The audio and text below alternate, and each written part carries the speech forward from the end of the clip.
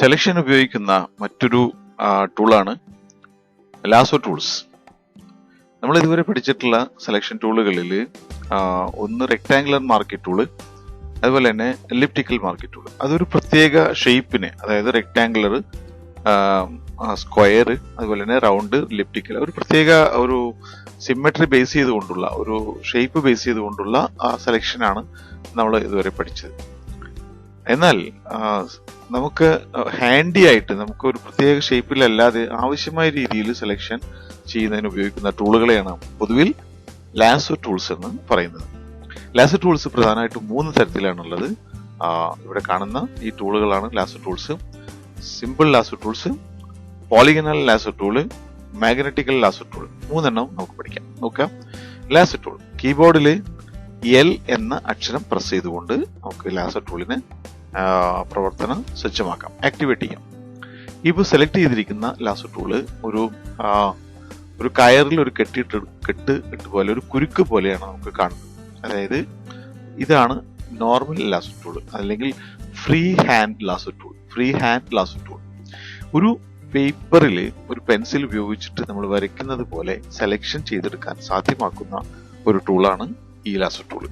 For example നോക്കുക, നമുക്ക് ഈ ചിത്രത്തിന്റെ തല മാത്രം ഒരു കഷ്ണം എടുക്കണമെന്നുണ്ടെങ്കിൽ തീർച്ചയായിട്ടും നമുക്ക് റെക്ടാങ്കിൾ മാർക്കറ്റ് ടൂൾ ഉപയോഗിക്കുമ്പോഴും എലിപ്റ്റിക്കൽ മാർക്കറ്റ് ടൂൾ ഉപയോഗിക്കുമ്പോഴും ആ തലയുടെ കൃത്യമായ ഭാഗം നമുക്ക് എടുക്കാനായിട്ട് സാധിക്കില്ല.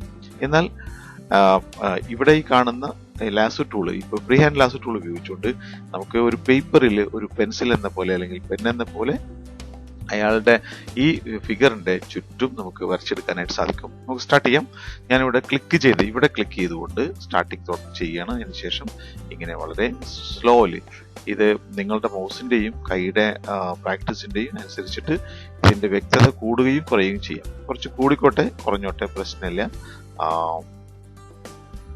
അപ്പോൾ വളരെ സാവകാശം നിങ്ങൾ ഉപയോഗിക്കുന്ന പ്രതലം, മൗസ്, അതെല്ലാം ഇതിന്റെ ഡിപ്പെൻഡ് ചെയ്തിട്ട് ഇരിക്കും. അതായത് ഇതിന്റെ കൃത്യത അതുമായി ബന്ധപ്പെട്ടിട്ട് ഇരിക്കും. ഓക്കെ, ഇനി അല്പം കൂടുതലായാലും പ്രശ്നമൊന്നുമില്ല, പിന്നീട് നമുക്ക് മാറ്റിയെടുക്കാവുന്നതാണ്. ഇവിടെ നോക്കാം. കണ്ടോ, ഏതൊരു കാര്യം ശ്രദ്ധിക്കേണ്ടതെന്നുണ്ടെങ്കിൽ അവസാനം എത്തിയിട്ടാണ് സെലക്ഷൻ വിടാൻ പാടുള്ളൂ. അതായത് നിങ്ങൾ ഡ്രാഗിങ് വിടുമ്പോൾ വിട്ട് കഴിഞ്ഞിട്ടുണ്ടെങ്കിൽ നമ്മൾ തുടങ്ങിയ പോയിന്റും വിട്ട പോയിന്റും തമ്മിൽ എന്താ പറയുക, കണക്റ്റഡ് ആയിട്ട്. അപ്പൊ ഇവിടെ നമുക്ക് ആ തല മാത്രമായിട്ട് സെലക്ട് ചെയ്തെടുത്തു. ഇനി നമുക്ക് ഇതിന്റെ കോപ്പി എടുക്കാനൊക്കെ സാധിക്കും. കോപ്പി എടുത്തിട്ട് മാറ്റി വെക്കുമ്പോൾ നോക്കുക, ഞാൻ കോപ്പി എടുത്തിട്ട് കോപ്പി മാറ്റി വെക്കുമ്പോൾ കണ്ട നമുക്ക് ആ തല മാത്രമായിട്ട് ലഭിക്കുന്നതാണ്. കേട്ടോ, ഒരു കോപ്പി എടുത്തിട്ട് മാറ്റി വെക്കുമ്പോൾ തല മാത്രമായിട്ട്. എന്നാൽ ഇതിന് ബാക്ക്ഗ്രൗണ്ട് ഇല്ല, ഈ കംപ്ലീറ്റ് സംഗതിക്ക് ബാക്ക്ഗ്രൗണ്ട് ഇല്ല. നോക്കാം, ഞാനിവിടെ നോക്കാം, ബാക്ക്ഗ്രൗണ്ട് കാണിക്കാം. നോക്കാം, ലാസോ ടൂൾ ഉപയോഗിച്ചത് കൊണ്ട് നമുക്ക് ആ ചിത്രത്തിന്റെ ഷേപ്പ് ഏതാണ്ട് കട്ട് ചെയ്തെടുക്കാനായിട്ട് സാധിച്ചു. ചില്ലറ പ്രശ്നങ്ങളുണ്ട്, അത് പരിഹരിക്കുന്ന രീതിയാണ് നമ്മൾ അടുത്ത് തന്നെ പഠിക്കുന്നത്. നോക്കാം. അപ്പൊ ഇവിടെ ലാസോ ടൂള് സെലക്ട് ചെയ്യാനായിട്ട് എൽ പ്രസ് ചെയ്യാം. അതിനുശേഷം ആവശ്യമായ രീതിയിൽ വർക്ക് ചെയ്തെടുക്കാം. ഇവിടെ നോക്കുക, ഞാൻ നേരത്തെ പറഞ്ഞതുപോലെ തന്നെ ഒരിക്കൽ തുടങ്ങി കഴിഞ്ഞിട്ടുണ്ടെങ്കിൽ ഇവിടെ ഇപ്പോൾ നമ്മളിങ്ങനെ തുടങ്ങി കഴിഞ്ഞിട്ടുണ്ടെങ്കിൽ വിടരുത്, അവസാനം വരെ വിടരുത്. വിട്ട് കഴിഞ്ഞാൽ ആദ്യം തുടങ്ങിയ പോയിന്റും പിന്നെ നമ്മൾ ഇപ്പൊ നിൽക്കുന്ന പോയിന്റും തമ്മിൽ സ്ട്രെയിറ്റ് ലൈനിൽ അത് കണക്ട് ആവും. ഇവിടെ കണ്ടോ, ഒരു സ്ട്രെയിറ്റ് ലൈനിൽ ഇത് കണക്ട് ആയിരിക്കാം. ഇനി നമുക്ക് തുടർന്ന് വരയ്ക്കാം. അപ്പോൾ ഇവിടെ ഒരു പ്രത്യേക ഭാഗം കൂടുതലാണെന്നറിയാം, അതുപോലെ തന്നെ ബാക്കി കുറച്ചുകൂടി വരയ്ക്കാനുണ്ടെന്നും നമുക്കറിയാം. അപ്പൊ ഇത് എങ്ങനെ ചെയ്യാൻ നോക്കാം. ഇവിടെ നോക്കാം,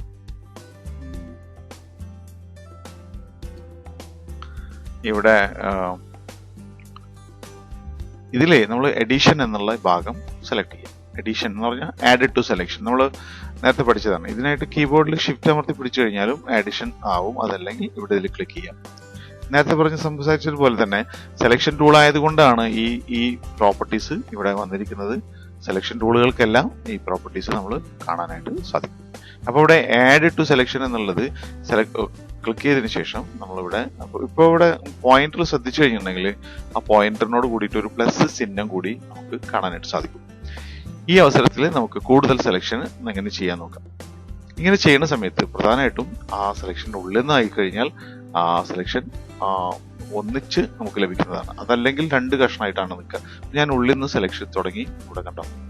ഇതിന് ശേഷം ഇങ്ങനെ സെലക്ട് ചെയ്ത് ഇവിടെ കുറച്ച് ഇവിടെ ഇതിനുള്ളിൽ തന്നെ വിട്ടു. അപ്പോൾ ആ സെലക്ഷൻ ഒന്നായി. ഇനിയിപ്പോൾ ഈ പീസ് കൂടി ചേർക്കണമെങ്കിൽ എവിടുന്നെങ്കിലും നമുക്ക് ഇവിടെ ഉള്ളിൽ നിന്ന് സെലക്ഷൻ തുടങ്ങാം. അതിന് ശേഷം കണ്ടോ ഇങ്ങനെ ചേർക്കണം. ഇവിടെ ഇത് പുറത്തായി. അപ്പോൾ നമുക്കതിനെ ഇതുപോലെ ഇങ്ങനെ സെലക്ട് ചെയ്ത് കൊടുത്തു കഴിഞ്ഞാൽ അത് ഇനി ചെവി ഉൾപ്പെടുത്താനായിട്ട് ഉള്ളിൽ നിന്ന് സെലക്ഷൻ സെലക്ട് ചെയ്ത് കൊടുക്കുക. ശേഷം കണ്ടോ. ഇനി നമുക്ക് ഇവിടെ ഈ ഇത്രയും ഭാഗം കൂടുതലാണെന്ന് തോന്നിക്കഴിഞ്ഞു. ഇത്രയും ഭാഗം കൂടുതലാണെങ്കിൽ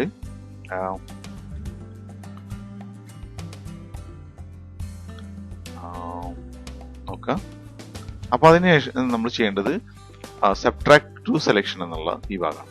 ഈ ക്ലിക്ക് ചെയ്ത് കഴിഞ്ഞാൽ അതിനുശേഷം ഇത് കണ്ടോ, ഇപ്പൊ മൗസ് പോയിന്ററിനോട് കൂടെ ഒരു മൈനസ് ചിഹ്നം വന്നിരിക്കുന്നത് കാണാം. ഈ അവസരത്തിൽ ഇത്തവണ പുറത്തു നിന്നായിരിക്കണം സെലക്ട് ചെയ്യുന്നത് തുടങ്ങുന്നത്. ഇങ്ങനെ സെലക്ട് ചെയ്ത് തുടങ്ങാം. അതിനുശേഷം ഇടാം, ആവശ്യമായ രീതിയിൽ കഷ്ണം ഇടാം. അപ്പൊ അത്രയും ഭാഗം പോയി. ഇനി വീണ്ടും നമുക്ക് ആവശ്യമായ രീതിയിൽ ഇങ്ങനെ സെലക്ഷൻ തുടങ്ങാം. അങ്ങനെ പുറത്തേക്ക് വിടാം. അപ്പൊ അത് പോയി. കണ്ടോ, ഇവിടെ കൂടുതലാണുള്ളത്. ആ സമയത്ത് നമുക്ക് ഷിഫ്റ്റ് കീ പിടിക്കുക. ഷിഫ്റ്റ് കീ പിടിച്ചു കഴിഞ്ഞാൽ അഡീഷൻ ആണ്. അപ്പോൾ ഉള്ളിൽ നിന്ന് നമുക്കതിനെ സെലക്ട് ചെയ്തിടാം.